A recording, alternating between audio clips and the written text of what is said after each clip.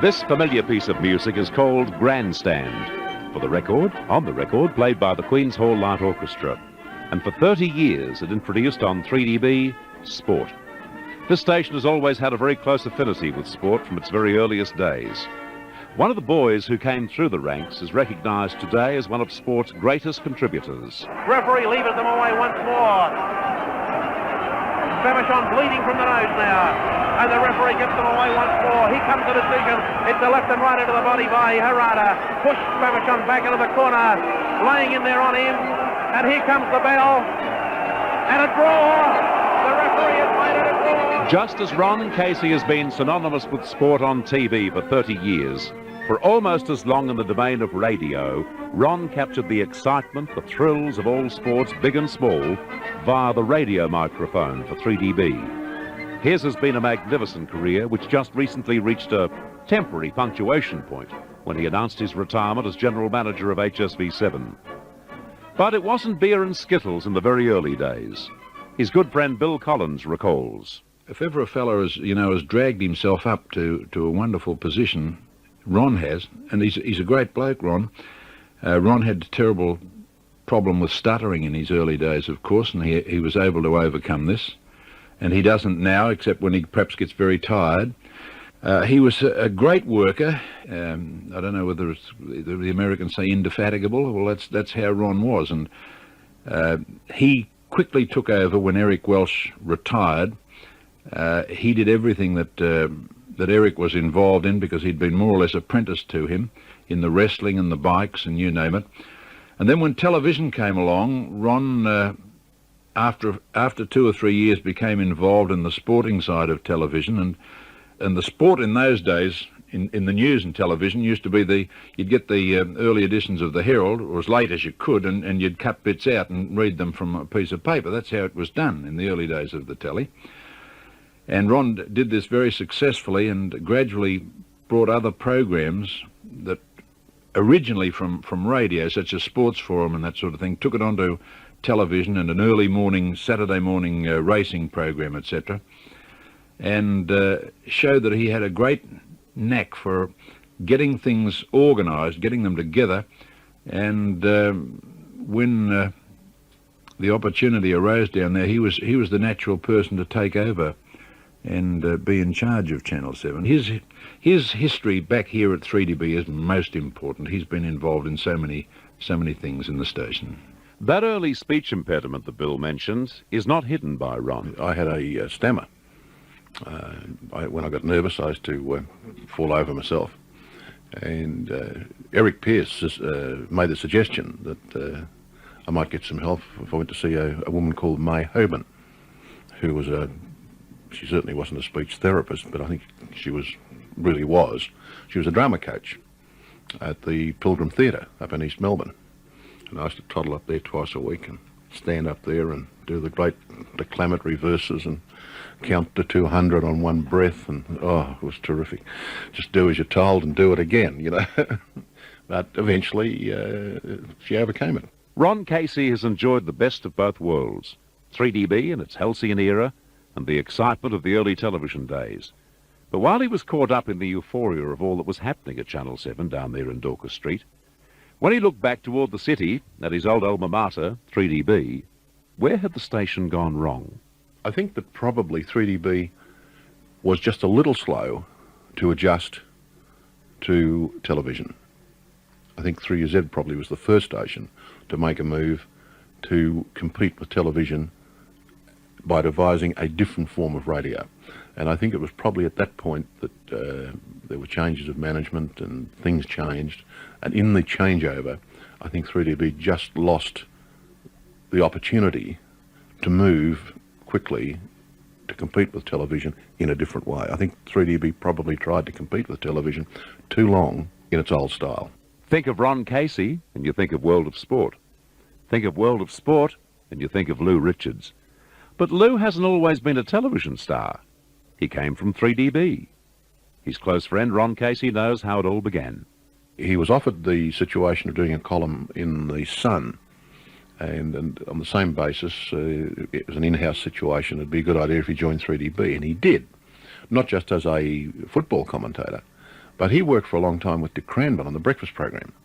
And Louis is a very fast learner. And I think that Lou learnt his trade very, very well. Mind you, some of those Saturday... He did the breakfast session on a Saturday morning with Dick. And some of the Saturday mornings, Lou was not actually at his best.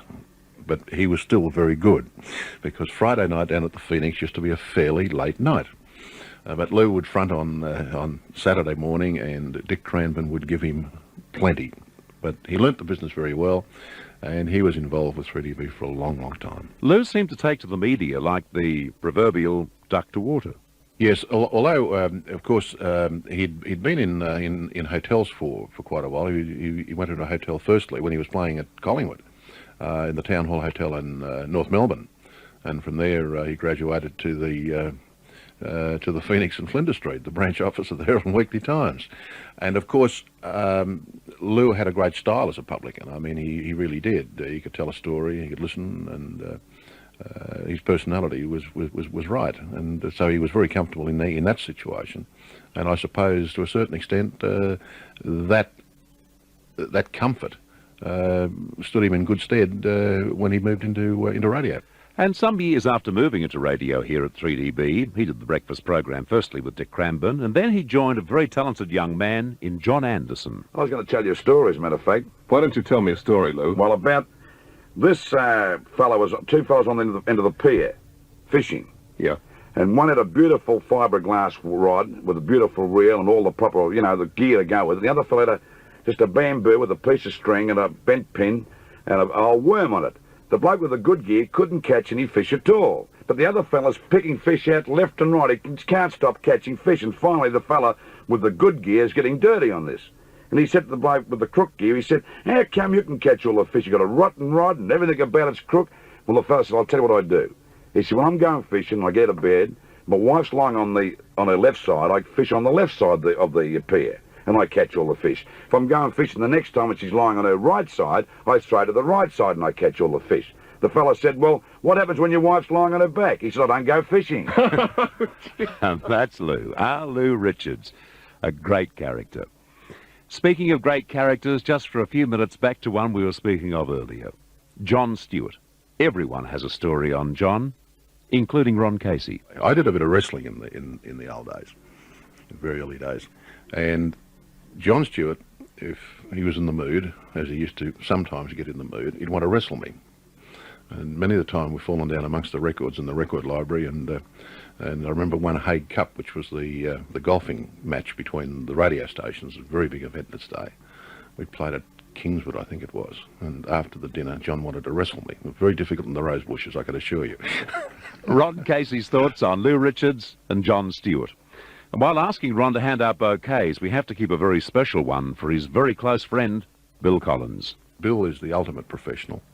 Bill's the sort of guy that you can ask to do any job, and you'll know that it'll be well done. And he's so cooperative, always has been. In the early days at Channel 7, when things were a bit bumpy, I'd phone Bill, want a commercial done or some help somewhere.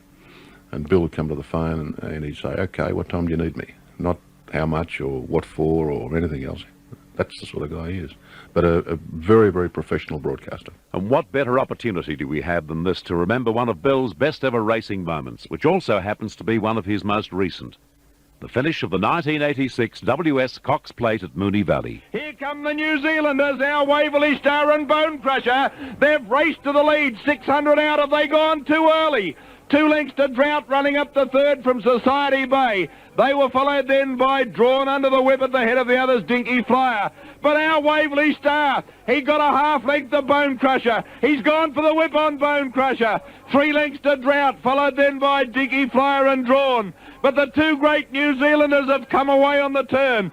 Our Waverley Star, a half-length Bone Crusher. The Big Red won't give in. Drought running on. Bone Crusher responds to the whip. The roars of the crowd. He races up to our Waverley Star. 100 out. Bone Crusher, our Waverley Star. Stride for stride. Nothing in it. Our Waverley Star, the rails. Bone Crusher, the outside. And Bone Crusher races into equine immortality. $1.5 million as he photo finishes our Waverley Star. Third is the Filbert, followed by Drought. Next is Dandy Andy, followed behind them by...